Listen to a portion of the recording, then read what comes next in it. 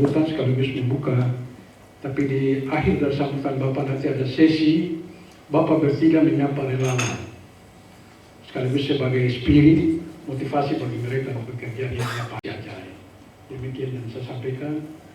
Terima kasih, Tuhan berkati kita sekalian. Selanjutnya, sambutan Gubernur Papua Barat yang disampaikan oleh Wakil Gubernur Papua Barat. Diucapkan terima kasih kepada Ketua Panitia yang telah menyampaikan laporan. Pelatihan dan sertifikasi relawan COVID-19 tahun 2021. Dengan hormat. Bukan sertifikasi pertama, bertepatan dengan pas kita hadapi pandemi COVID ini, dan kami menganggap ini penting untuk kita lakukan di Provinsi Papua Barat ini. Itu yang melatar belakangi. Tujuan daripada kegiatan ini adalah didapati relawan yang memiliki keterampilan. Di waktu lalu ada kasus di Manokwari, di mana banyak orang datang di hotel ini menyatakan bahwa mereka ini relawan. Ketika saya tanya mana sertifikasinya, tidak ada yang menjawab. Sampai dengan hari ini kita memulai pelatihan ini supaya yang disebut relawan yang memiliki sertifikat dan yang memiliki keterampilan. Apalagi yang kita urus ini COVID, maka mohon maaf saja bahwa jangan sampai mengurus COVID atau sendiri akan COVID. Nah, jadi itu yang didasarkan. Kegiatan ini didasarkan pada rencana penanganan dan pencegahan COVID di Provinsi Papua Barat. Kemudian peserta ini berasal dari Badan Penanggulangan Bencana Daerah, kemudian dari Kabupaten Sorong sebanyak 10, Kabupaten Raja Ampat sebanyak 10 orang, Kota Sorong sebanyak 10 orang, Kabupaten Manokwari sebanyak 50 orang, Kabupaten Manokwari Selatan 10 orang, Kabupaten Teluk Bintuni 10 orang. Jadi total peserta ini 70. Ada indikasi Manokwari lebih, karena Manokwari ini ada ibu kotanya, ada juga dari provinsi. Sehingga jumlahnya kita kasih lebih izin Bapak Wagub. Ya, supaya relawan yang menyebutnya dari provinsi, ketika Bapak tanya sertifikat dia ada. Karena dia ada.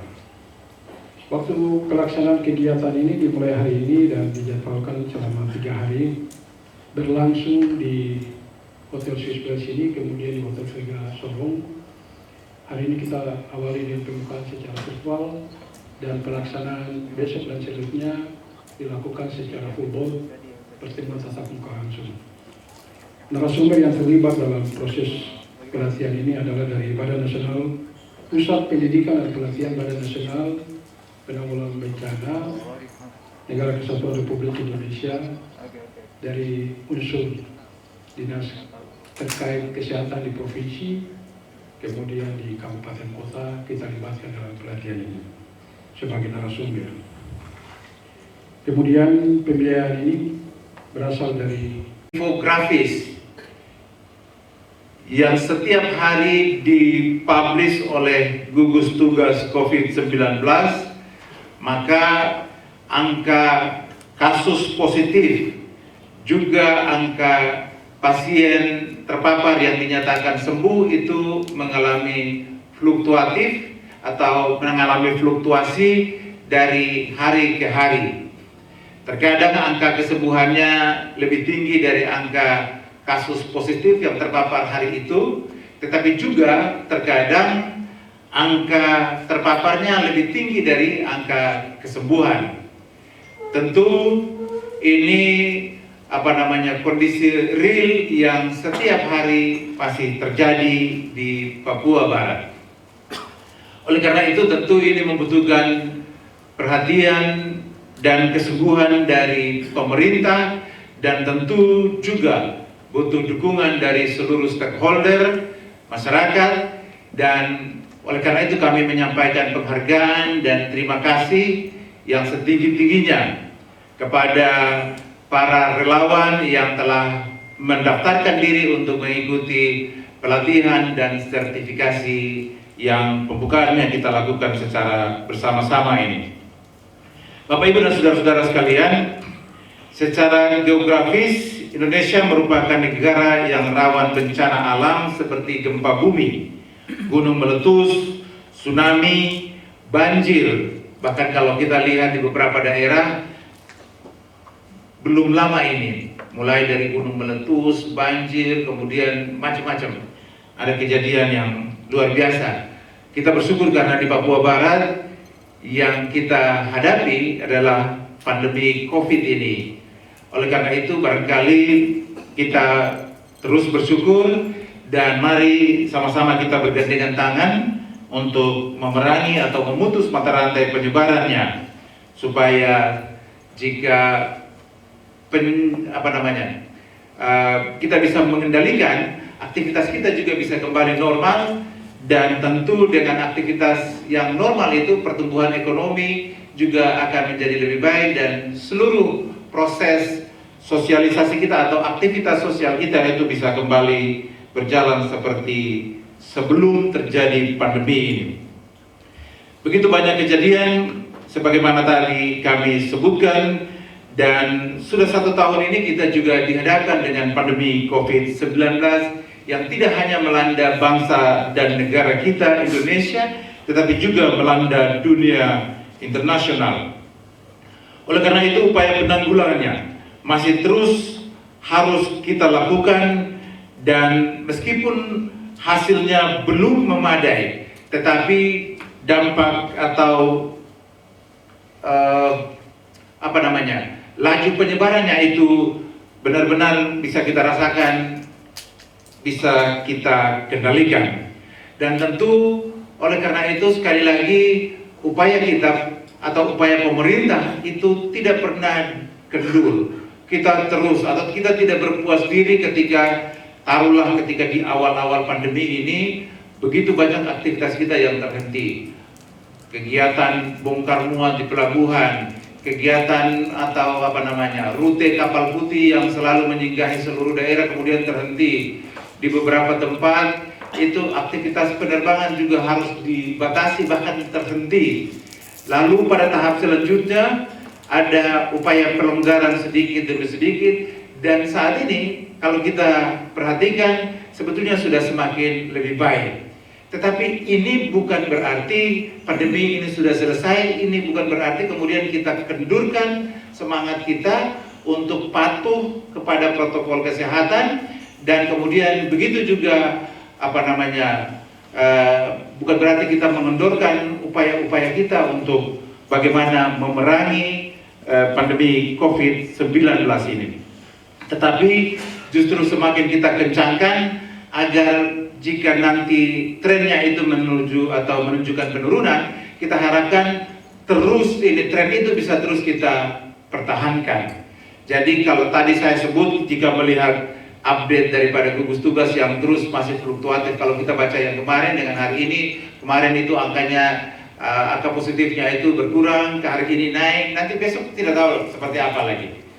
Nah, sekali lagi ini sebetulnya atau update ini sebetulnya ingin menginformasikan kepada kita bahwa kondisi penanganan pandemi COVID-19 di daerah kita ini masih membutuhkan dukungan daripada kita semua, dukungan daripada seluruh masyarakat. Tetapi kalau seluruh masyarakat itu belum bisa kita harapkan, maka minimal hari ini yang ada di depan kita, para relawan ini, kita harapkan nanti dapat memberikan kontribusi yang konkret dalam upaya kita untuk menekan laju penyebaran COVID-19 di Provinsi Papua Barat yang kita cintai ini. Bapak Ibu dan saudara-saudara sekalian, kami juga menyambut baik ini atau kegiatan ini tentu memiliki makna strategis, oleh karena supaya kegiatan atau tugas penanganan berbagai kejadian bencana itu tidak semata-mata hanya menjadi tugas pemerintah, tetapi adalah tugas bersama kita semua, baik pemerintah, TNI, Polri, pemerintah daerah, maksud kami TNI, Polri, maupun seluruh lapisan masyarakat. Dan kegiatan yang kita lakukan ini menunjukkan bahwa ada kesadaran dari masyarakat kita untuk terlibat di dalam upaya-upaya pencegahan penyebaran COVID-19 di daerah ini. Bapak, Ibu, dan saudara-saudara sekalian, dan pelatihan dan sertifikasi relawan ini, kita dapat memberikan edukasi dan juga informasi kepada masyarakat secara lebih luas, lebih cepat, dan tepat untuk mencegah penularan COVID-19. Tadi sepintas lalu sudah disampaikan oleh Kepala BPBD Provinsi Papua Barat bahwa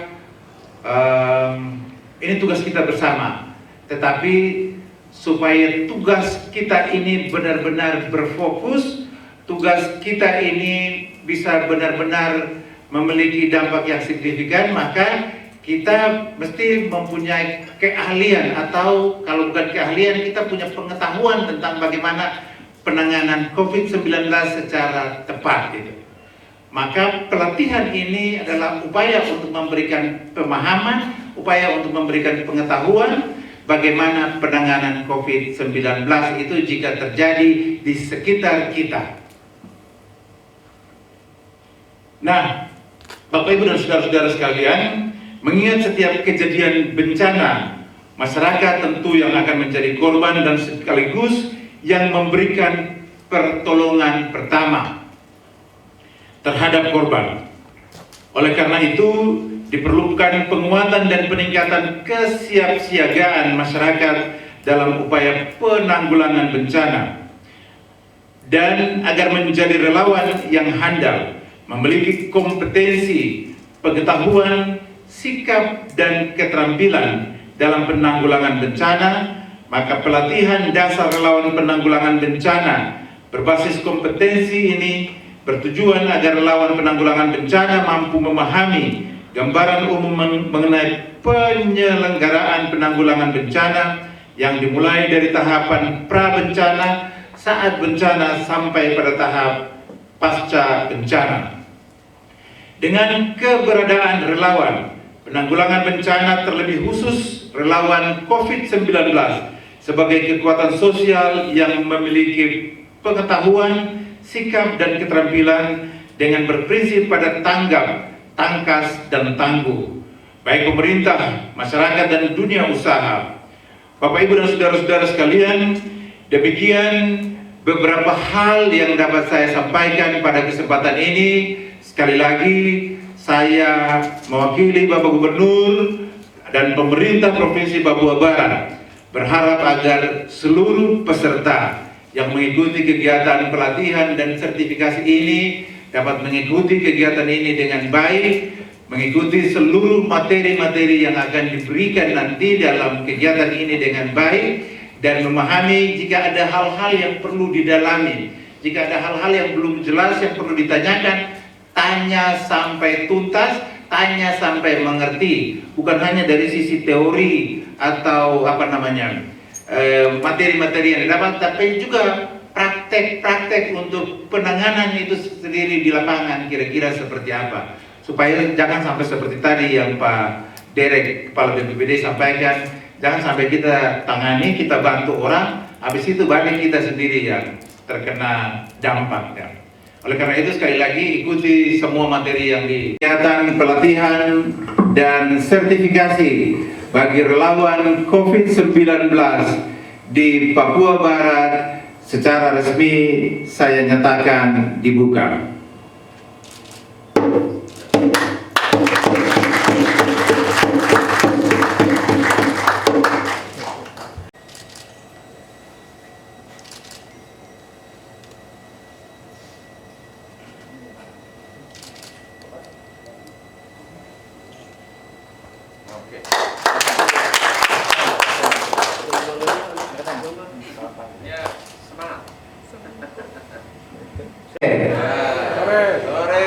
Yang ada di Sorong, Kota Sorong, selamat sore semua. Luar biasa, tetap semangat ya. Siap. Ya. Ya, selamat sore menjelang malam seluruh peserta pelatihan. yakni kegiatan ini dimaksudkan untuk menaikkan atau meningkatkan kemampuan, keterampilan. Oleh karena itu harap mengikuti dengan baik semua materi yang akan disampaikan.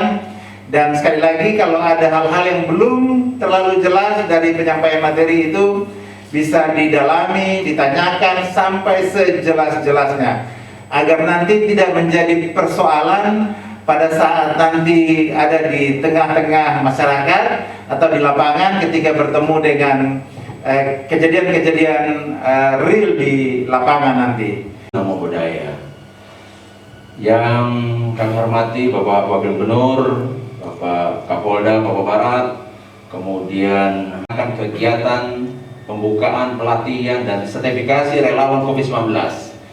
Yang pertama, saya menyapa kepada seluruh relawan, rekan-rekan adalah orang-orang pilihan. Ya.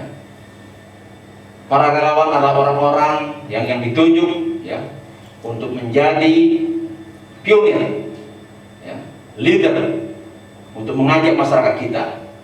Bagaimana kita harus membina, bagaimana kita harus mendampingi, bagaimana kita harus mengawasi, ya, untuk segera kita turunkan ya, pandemi COVID-19 ini, sehingga pemulihan ekonomi akan terjadi. Untuk itu pelatihan relawan ini ya, agar dimanfaatkan dengan baik kepada seluruh peserta, baik yang ada di Manowari maupun yang secara virtual hari ini kita bisa bersilaturahmi ya, sehingga masyarakat kita semuanya bisa terhindar dari COVID-19. Ke depan ini kita akan ketemu dengan Lebaran ya. Kalau kita pelajari kemarin ya, Desember, Januari itu naik. Nah, besok kita akan kembali ada suatu liburan menjelang hari Idul Fitri. Untuk itu para relawan ya, ini harus kerja keras bagaimana menyelamatkan saudara-saudara kita yang mungkin tidak tahu, bukan bodoh mereka, tapi karena tidak tahu apa itu pentingnya tentang bagaimana kita harus disiplin terhadap protokol kesehatan. Bagaimana kita harus selamatkan saudara kita, orang-orang yang kita cintai, jangan sampai mereka terkena COVID-19. Jadi mari kita bersinergi, mari kita berintegrasi, dan mari kita berkolaborasi ya, untuk menyelamatkan masyarakat Papua Barat. Itu saja, terima kasih. Puji Tuhan, semoga Tuhan memberkati. Wassalamualaikum. Atas terpilihnya para relawan ya, dan saat ini nanti akan melaksanakan pelatihan dan sertifikasi seperti apa yang disampaikan oleh Pak Derek tadi. Itu sebenarnya kita ini sangat mengharapkan sekali eksistensi bapak-bapak sekalian, bapak relawan, karena keterbatasan kita ya, keterbatasan tenaga kesehatan, keterbatasan seluruh pihak di dalam rangka bagaimana kita bisa memutus mata rantai persebaran COVID-19 terutama yang ada di Papua Barat ini. Yang penting sekarang ini adalah bagaimana cara utama kita untuk mengatasi COVID-19 yang ada di Papua Barat, terutama di Indonesia juga seperti itu, di mana kita yang terpenting adalah menurunkan laju penularan COVID-19 yang ada di Papua Barat. Ada 4 cara yang sedang kita gugus tugas ataupun Satgas COVID-19 yang di tingkat nasional maupun di tingkat daerah seperti di Papua Barat. Yang pertama adalah bagaimana kita bisa menjalankan protokol kesehatan dengan benar. Nah, peranan relawan ini penting sekali untuk betul-betul bersama-sama dengan masyarakat, untuk betul-betul memberi contoh kepada masyarakat, edukasi kepada masyarakat, untuk benar-benar relawan sebagai agen untuk menjalankan protokol kesehatan itu dengan 3M itu, ya, dengan 3M, memakai masker, menjaga jarak, dengan mencuci tangan, ya, seperti itu. Kemudian yang kedua, yang paling penting ya, 4 strategi itu, yang kedua itu adalah bagaimana kita bisa menjalankan program surveillance. Program surveillance itu yang sekarang ini sedang kita lakukan adalah bagaimana kita bisa menerapkan tracing, ya, testing, tracing, dan yang terakhir adalah treatment. Nah, itu kita lakukan, harus kita lakukan, dan itu tidak bisa hanya diucapkan, tapi kita harus lakukan. Tidak boleh tidak. Itu berkaitan antara protokol kesehatan COVID dengan itu, dengan praktek surveillance tadi gitu. Nah, yang ketiga itu bagaimana kita melaksanakan vaksinasi. sesuai dengan skema prioritas yang kita memang sudah canangkan di Papua Barat ini. Nah sekarang ini sedang ada vaksinasi di rumah wanita sebanyak 3.000 orang. Nah ini tidak mudah kalau tidak ada peranan bapak-bapak sekalian untuk membantu. Masih banyak lagi, target kita 8.000. Ulangi ya, 840.000 penduduk yang ada di Papua Barat ini, 70% dari 1,2 juta penduduk Papua Barat. Kita harus 70%, yaitu 840.000. Nah, ini kalau tidak ada peranan dari para relawan juga kita sulit. Nah, yang paling terakhir adalah bagaimana kita bisa melakukan suatu perawatan. Kalau memang yang bersangkutan itu sudah tidak bisa lagi, terus kita rawat di rumah sakit. Nah, tempat itu harus dilakukan secara bersamaan, tidak boleh terpisah-pisah. Secara bersamaan, kalau kita lakukan secara bersamaan, yakin kita menurun, penurunan laju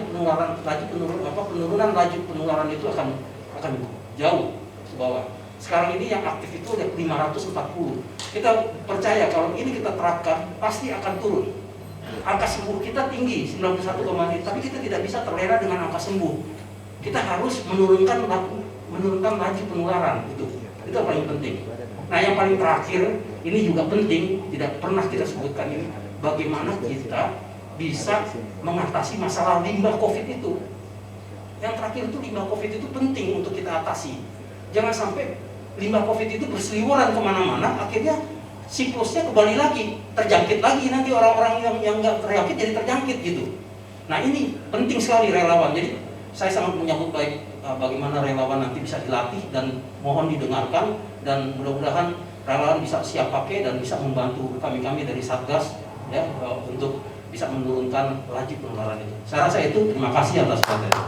Salam tangguh. Baik, silahkan duduk.